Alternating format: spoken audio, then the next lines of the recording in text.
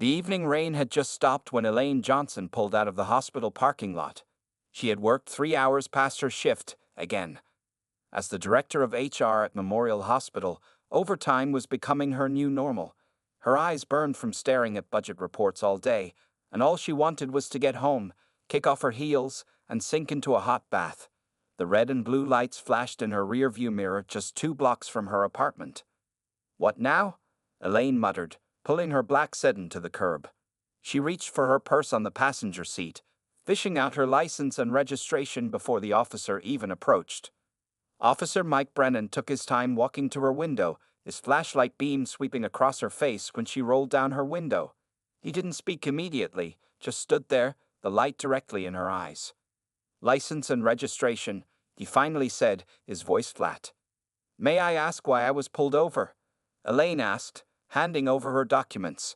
Officer Brennan ignored her question. "You people always think you're above the rules, don't you?" Elaine's back stiffened. "Excuse me?"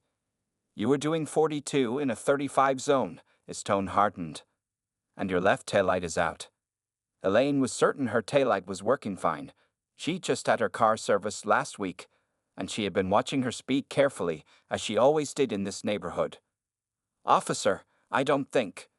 "Step out of the car," he cut her off. "Is that really necessary?" I said, "Step out of the car." His voice rose sharply.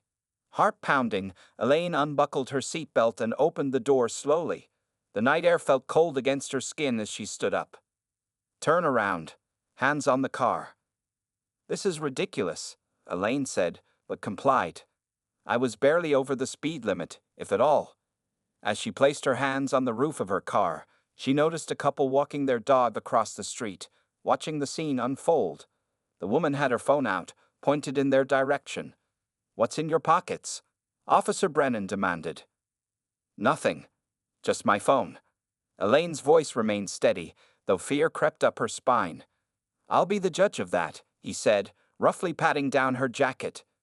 "This is unnecessary and inappropriate," Elaine said. "I'd like to speak to your supervisor." Something in Officer Brennan snapped. "You want to make trouble?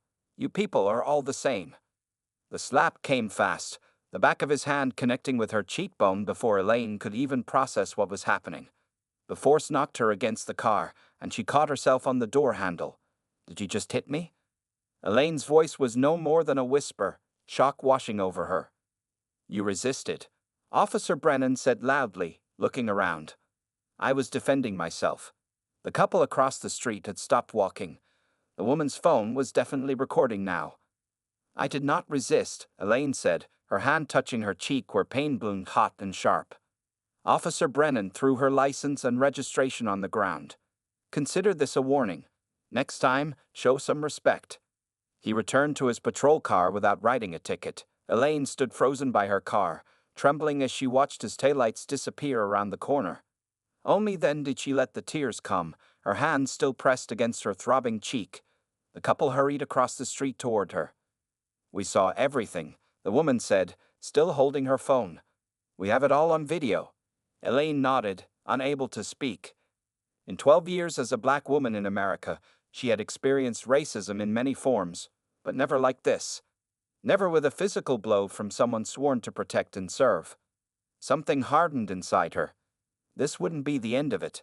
Not by a long shot. 3 days after the incident, Elaine sat in her living room surrounded by paperwork.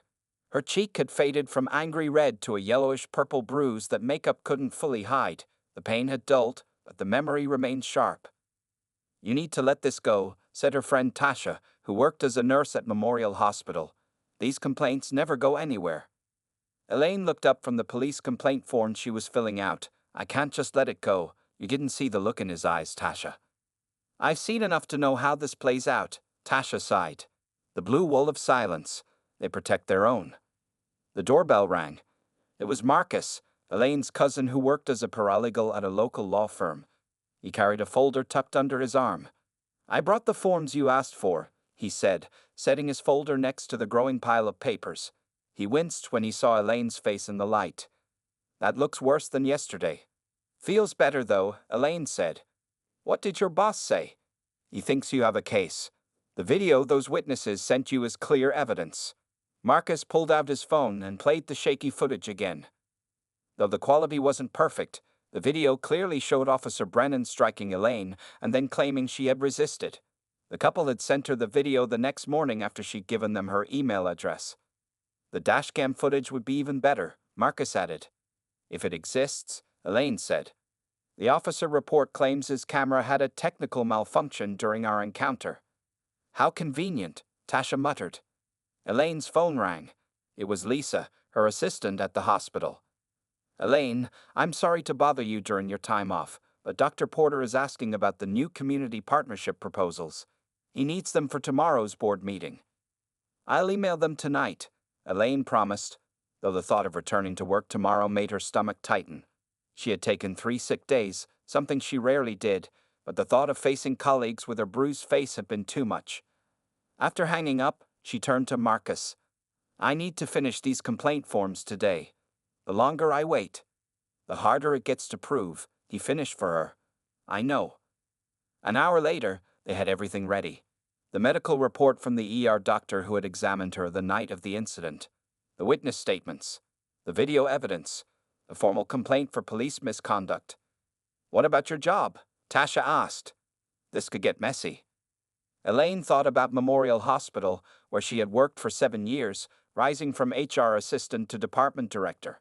The new administrative reorganization had just expanded her role to oversee several new community partnerships. Work is work, she said firmly. This is about justice. Her grandfather's portrait hung on the wall behind them. He had marched with Dr. King and Selma and had taught Elaine that silence in the face of injustice was not an option. I'm not doing this just for me, she added, looking at his photograph. What if Officer Brennan's next victim isn't lucky enough to have witnesses? That night, after Marcus and Tasha left, Elaine finished her work emails and then sat alone with her thoughts. Tomorrow she would file the complaint. Tomorrow she would return to work with her bruised face and hold her head high. She didn't know yet that Officer Brennan's name would soon cross her desk at work, or that the universe had set in motion a strange twist of fate that would put her face to face with him again, this time with the tables turned. Her phone buzzed with a text from her boss, Dr. Porter. Excited about our new police department wellness program. Your leadership will be key to its success. Elaine stared at the message, unaware of how prophetic those words would soon become. The police station looked cold and unwelcoming as Elaine climbed the steps 1 week after the incident. Her lawyer, Sandra Chen, walked beside her, briefcase in hand. Remember, stay calm and stick to the facts, Sandra advised. Internal affairs officers can be intimidating, but that's part of their strategy. Elaine nodded, adjusting her blazer. She had chosen her outfit carefully, professional, conservative, and projecting confidence she didn't entirely feel. Inside, they were led to a small interview room where 2 officers waited. Detective Rivera introduced himself as the lead investigator, while Officer Collins sat silently beside him, taking notes. Ms. Johnson, we've reviewed your complaint against Officer Brennan. Detective Rivera began, his expression giving nothing away. We'd like to hear your account of what happened that night. For the next 30 minutes, Elaine recounted every detail, the unnecessary traffic stop, the hostile language, the escalation, and finally, the strike across her face. She kept her voice steady despite the anger that rose inside her as she relived the moment. And you're certain Officer Brennan used those exact words? Detective Rivera asked, referring to the racial slurs she had reported. Absolutely certain, Elaine replied. Officer Collins looked up from his notes. Officer Brennan claims you were aggressive and uncooperative, Ms. Johnson. Sandra interjected, my client has witnesses and video evidence contradicting that claim.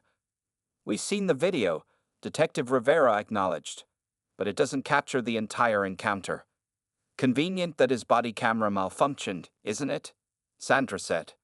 The questioning continued for another hour.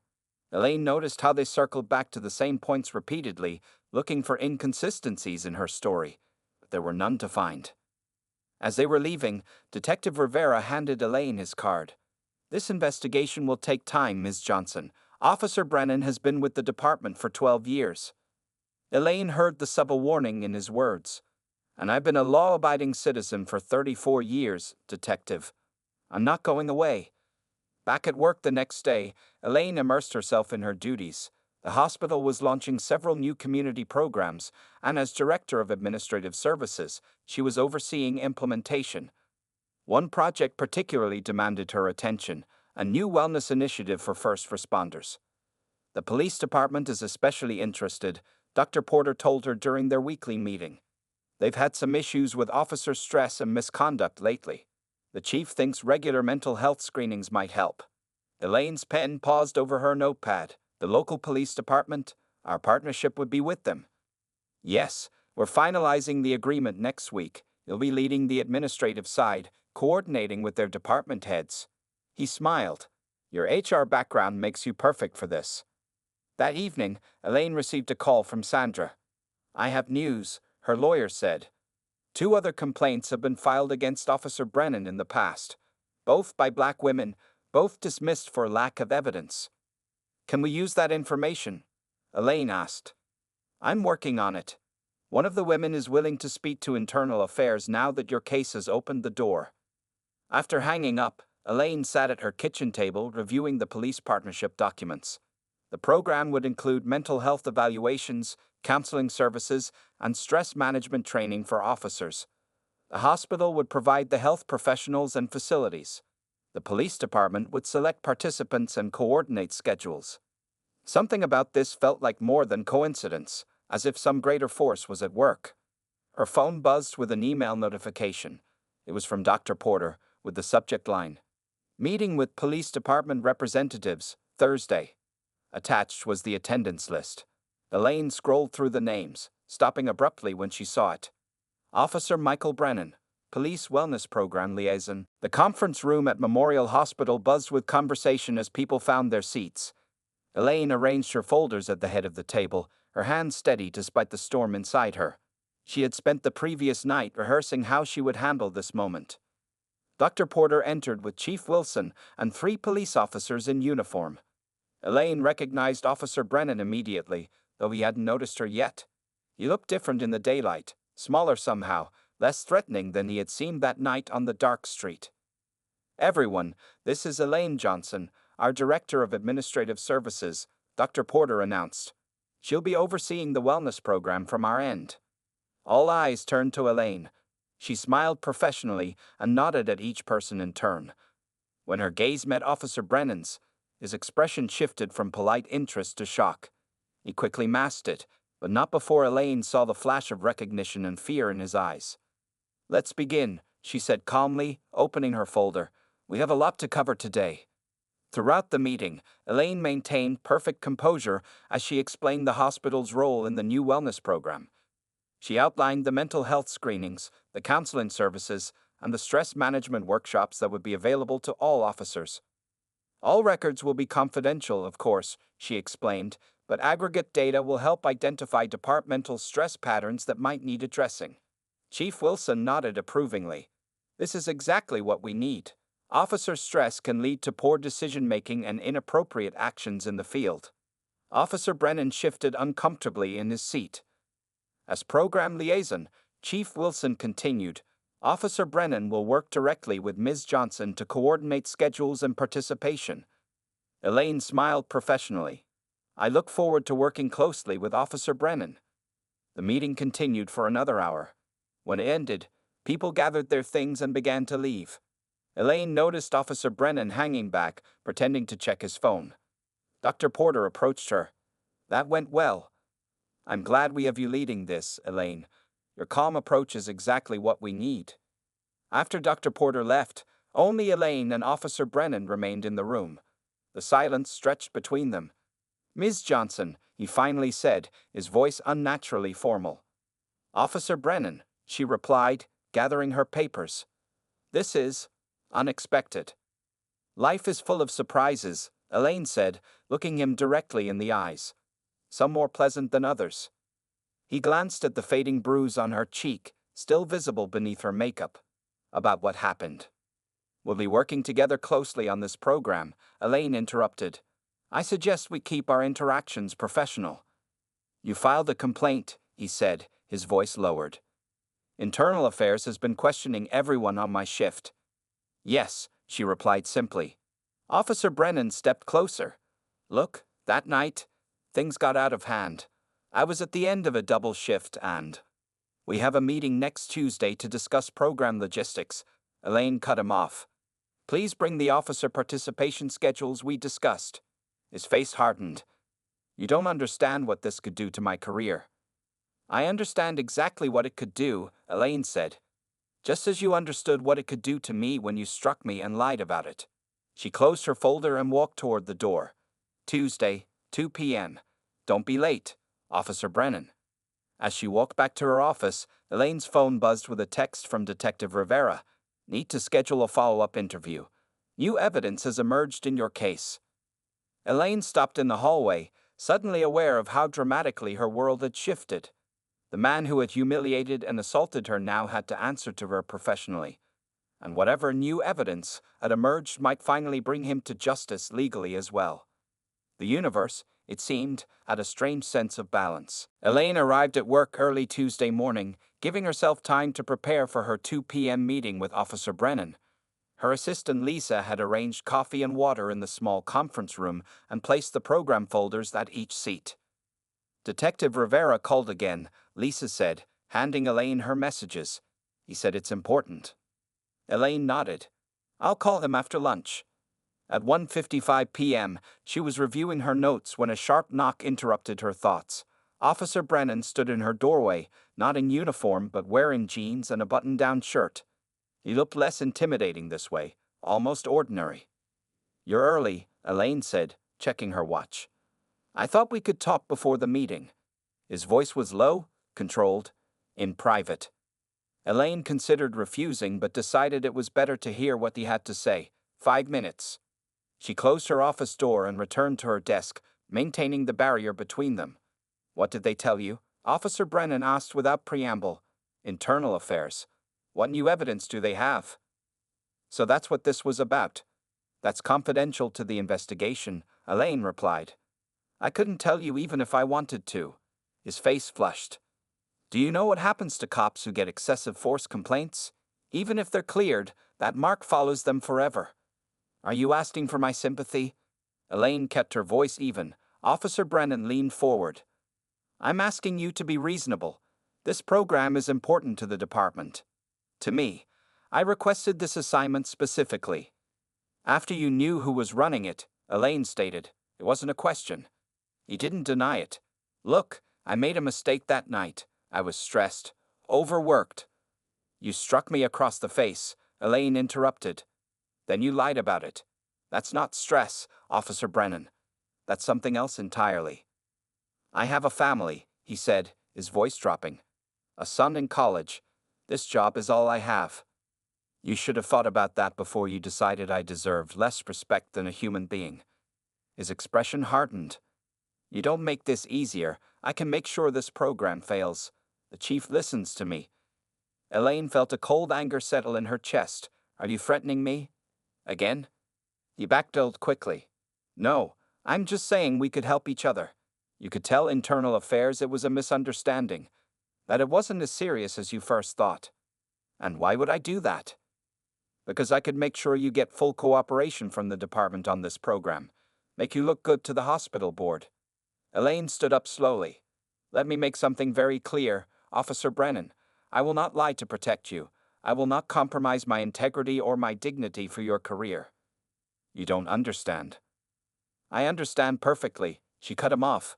You think everyone has a price, that everyone can be bought or intimidated. That's why you treated me the way you did that night.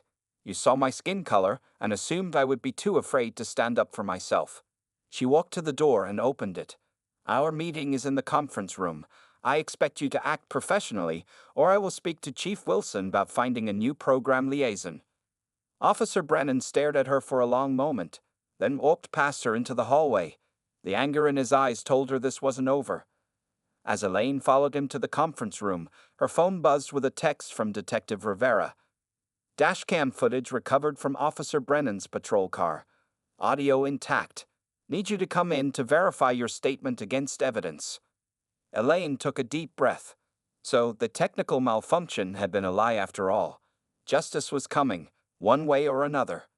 She straightened her shoulders and entered the conference room, ready to face whatever came next. The Internal Affairs office felt less intimidating to Elaine this time. Detective Rivera led her to a room with a large screen on the wall where Sandra Chen was already waiting. "Thank you for coming in so quickly," Detective Rivera said, closing the door behind them. "What I'm about to show you doesn't leave this room until the investigation is complete." He pressed a button, and the screen lit up with dashcam footage. The timestamp showed 10:42 p.m. on the night of Elaine's encounter with Officer Brennan. "We recovered this from the backup server," Detective Rivera explained.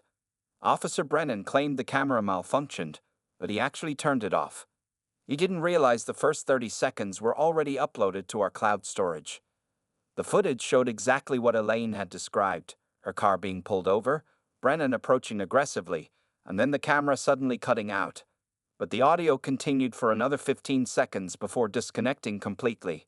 In those 15 seconds, Officer Brennan's voice was clearly heard using racial slurs and threatening language. His patrol car's microphone captured part of the encounter before the system fully shut down, Detective Rivera said. Sandra leaned forward. "This contradicts Officer Brennan's entire statement." "Yes," Detective Rivera agreed, "it does." After reviewing the footage twice more, Elaine gave an additional statement confirming the audio matched her memory of the encounter. As they were finishing, Detective Rivera's phone buzzed. He checked it and frowned. "I need to step out briefly," he said. "Please wait here." When the door closed, Sandra turned to Elaine. "This changes everything. With this evidence, plus the witness video, Brennan is finished." 10 minutes later, Detective Rivera returned with a folder.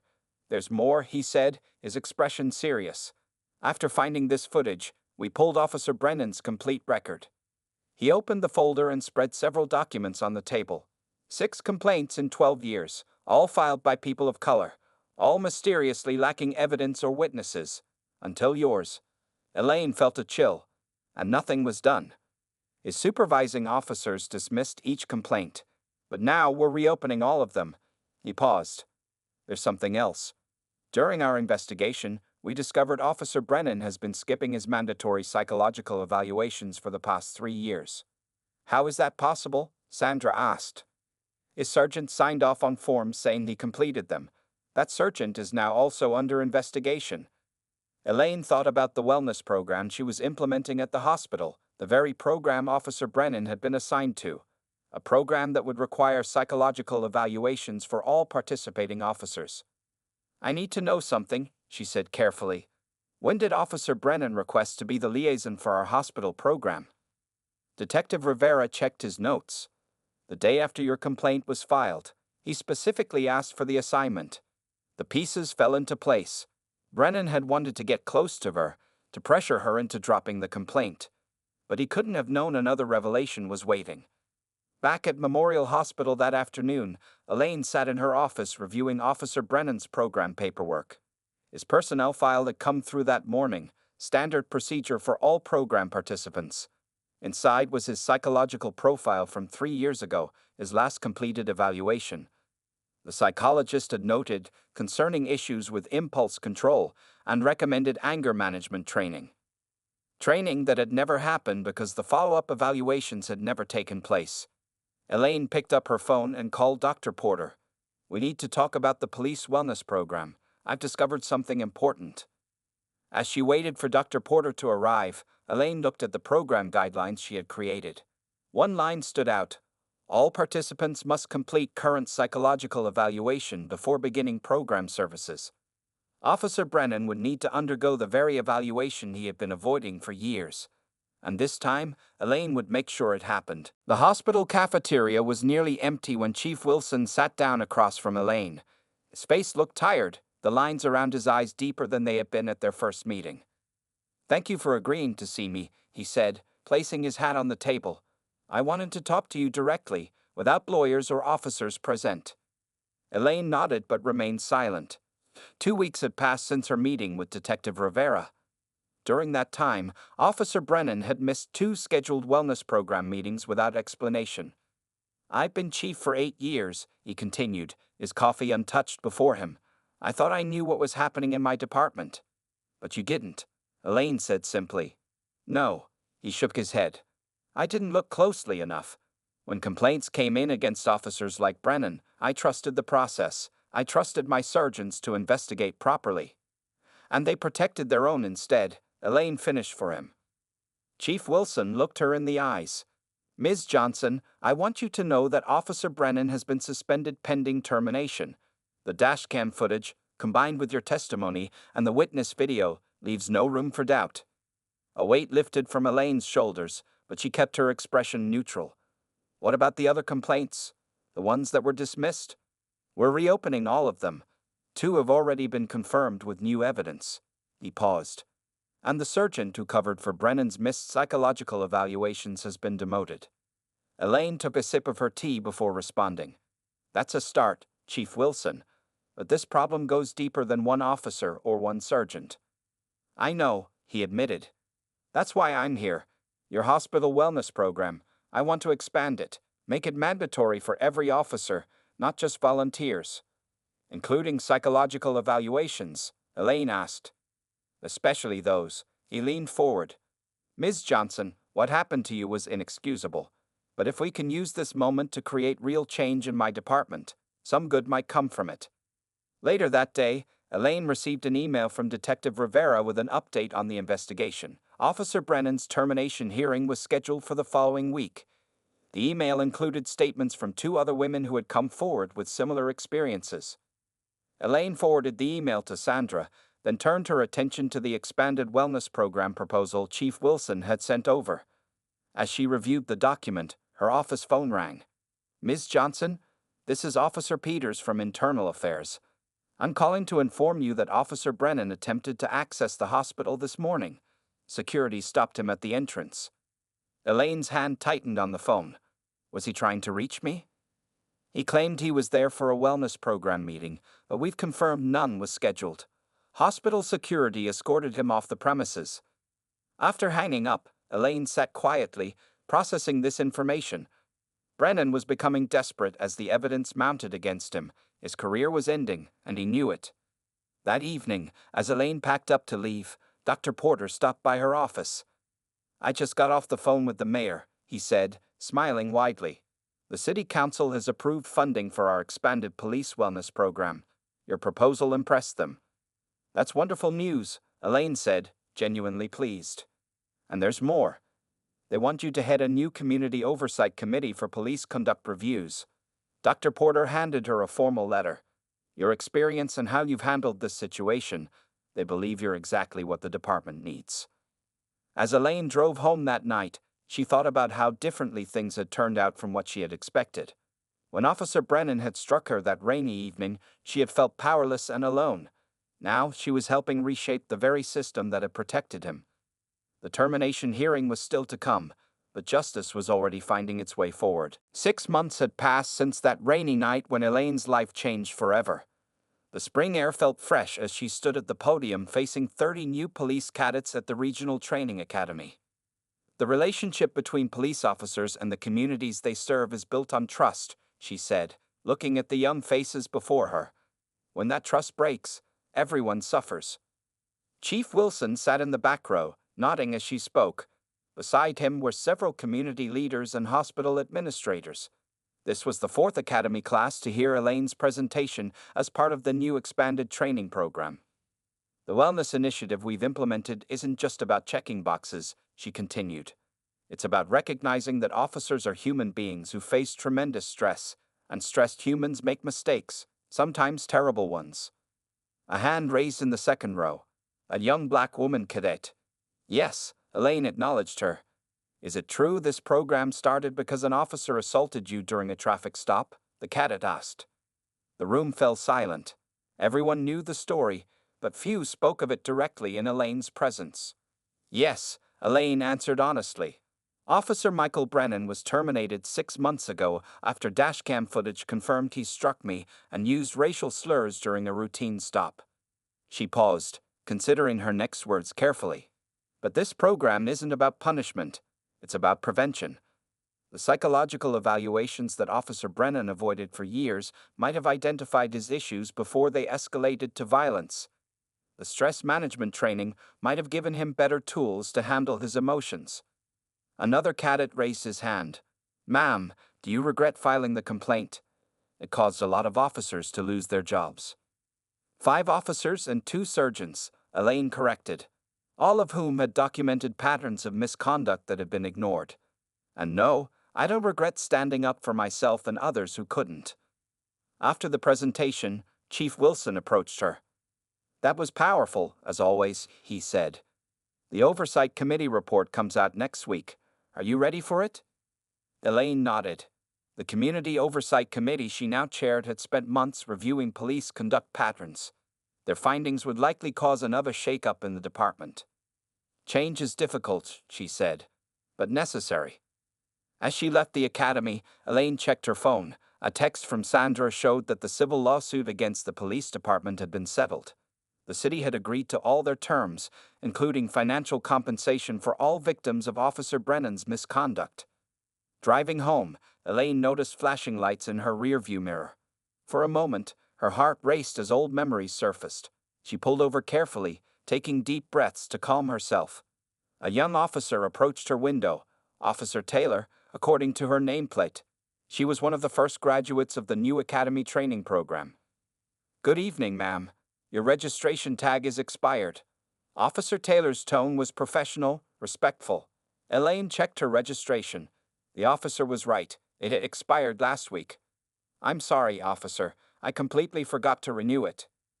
"I understand. Happens to everyone." Officer Taylor wrote a warning notice and handed it to Elaine. "Just get it renewed within the next 7 days, and you'll be all set." As Officer Taylor walked back to her patrol car, Elaine felt a sense of completion. This interaction, so ordinary, so proper, represented everything she had been working toward. That night, Elaine added the final touches to her presentation for next week's City Council meeting. The title page read, "Beyond Wellness, Building a New Culture of Accountability in Policing." Her grandfather's photo watched over her from the wall. She could almost hear his voice. "Change doesn't come from comfort, Elaine.